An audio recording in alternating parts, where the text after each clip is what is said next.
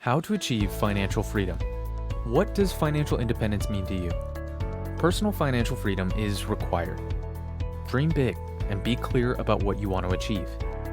Here's how to get started on your own path to financial independence. Step 1. Educate yourself on money management. If you don't have a financial strategy, you won't be able to get ahead. Instead, at the end of each month, you'll be left wondering where your money went.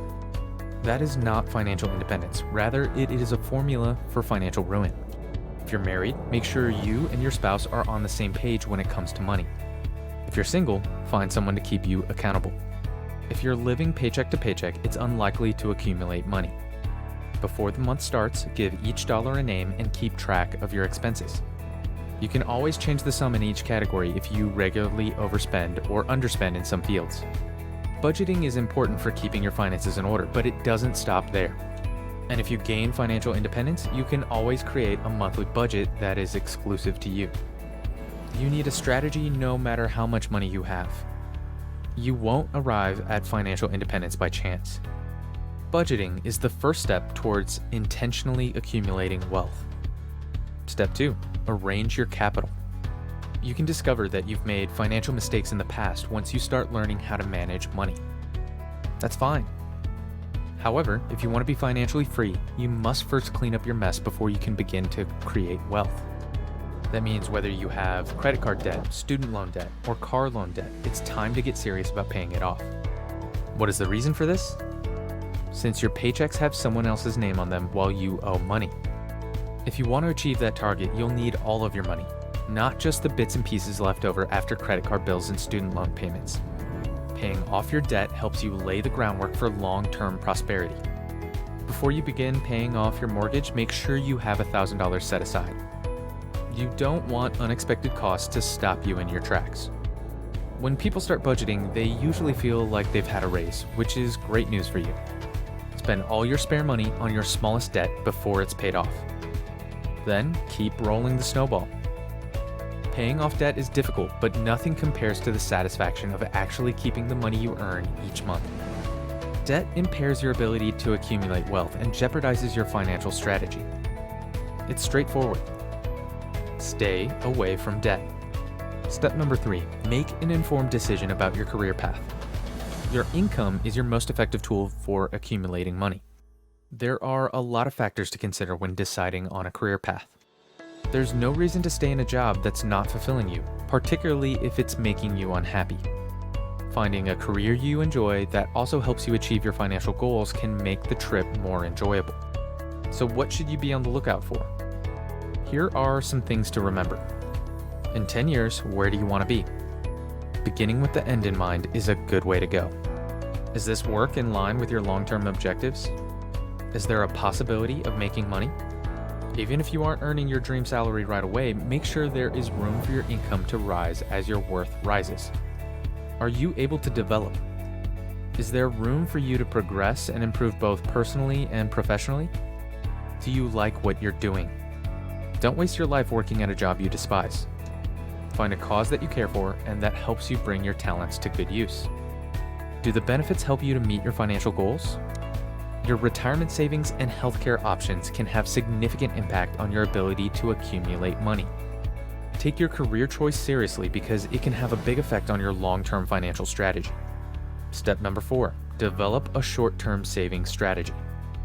Imagine having to take money out of your 401k to upgrade your home's air conditioning unit.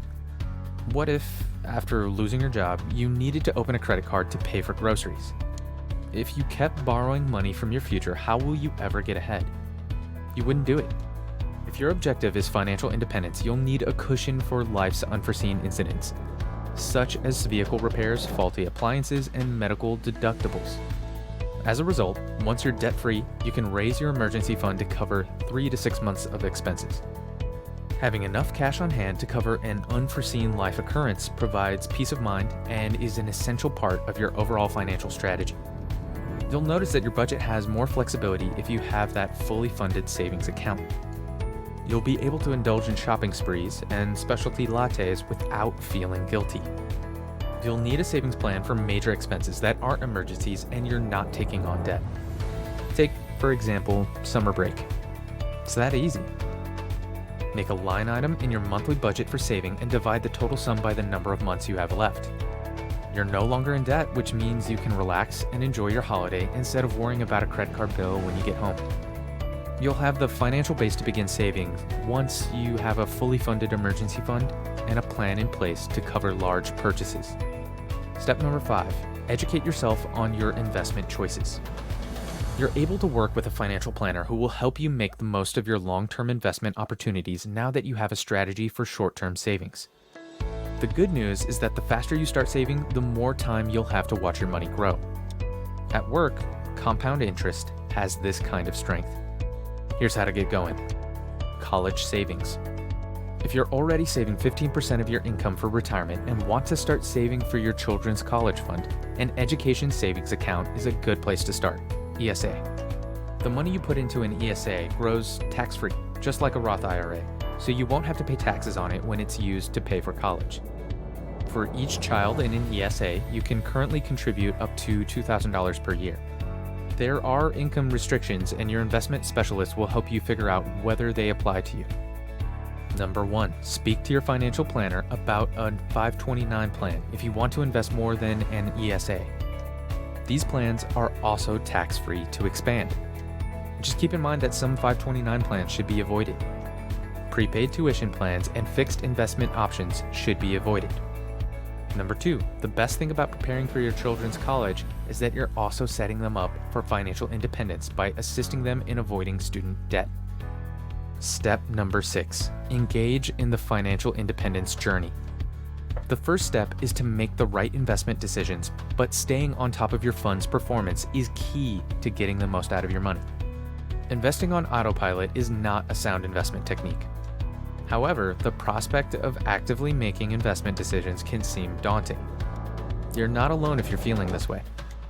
Listen, you've worked hard to lay the right foundation, so don't take any chances with this crucial move. To manage your investment choices and brave the ups and downs of the stock market, you'll need the guidance of a financial advisor.